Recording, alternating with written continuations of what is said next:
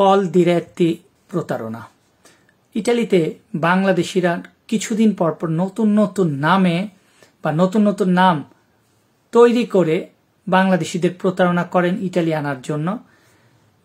এখন যে প্রতারণার কথাটা আমি আপনাদের বলবো, গত ৩-৪ মাস ধরে বাংলাদেশিরা শুরু করেছে এই কোম্পানির নামে বাংলাদেশিদেরকে ইটালি আনার জন্য ফাঁদ পাতা তারা শুরু করে দিয়েছে।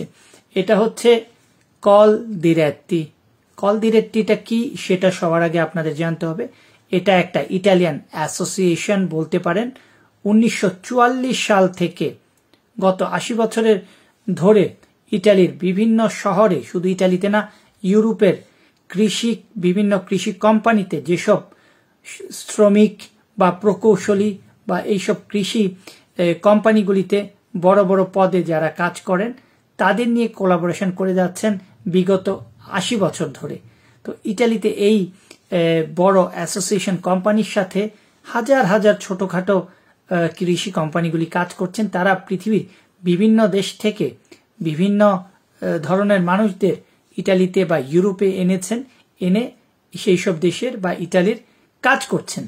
আর এখন বাংলাদেশিরা কি শুরু করেছে? বাংলাদেশিরা কিছুদিন আগে শুনেছে যে ইটালিতে যেসব শ্রমিকরা আসবে বিশেষ করে কৃষি খাতে কাজ করার জন্য, তো সেই লোকগুলি যদি এই কল দিরেত্তির সাথে যারা যেসব কোম্পানিগুলি যুক্ত আছে তাদের মাধ্যমে অ্যাপ্লাই করা যায়, তাহলে ক্লিক ডে যেদিন ক্লিক করা হয় অ্যাপ্লিকেশনটা, সেটা খুব তাড়াতাড়ি উঠবে।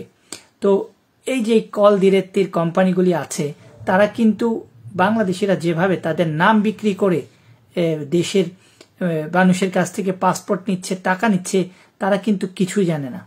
আমি কয়েকজন কল দিরেত্তের অফিসারের সাথে কথা বলছি এবং তাদেরকে বলেছি, দেখেন কিছু বাংলাদেশি আপনাদের নাম বিক্রি করে ইনকাম করছে, এবং যেই সব বাংলাদেশিরা এই কল দিরেত্তির নাম বিক্রি করে ইটালিতে লোক আনবেন বলে আপনাদের প্রতিশ্রুতি দিচ্ছে, আপনারা সবাই সেই সব বাংলাদেশিদের নাম, টেলিফোন নাম্বার জোগাড় করুন। তাদেরকে এখন আর পুলিশের কাছে দিতে হবে না, তাদেরকে কল দিরেত্তির অফিসে তাদের নাম ঠিকানা দিয়ে দিলে তারাই সেই সব বাংলাদেশিদের পুলিশের কাছে হস্তান্তর করবেন। কারণ এই যে কল দিরেত্তি সেটা কোনো অ্যাডভোকেট না, এটা কোনো ছোট কোম্পানি না, এটা ইটালির বড় যেই অ্যাসোসিয়েশন কোম্পানি আছে তার মধ্যে একটা। তাই কল দিরেত্তির নাম বিক্রি করে যদি পয়সা ইনকাম করতে চান কোনো পার পাবেন না এবং আপনাদের সময় মতো সমস্যা হবে। ধন্যবাদ।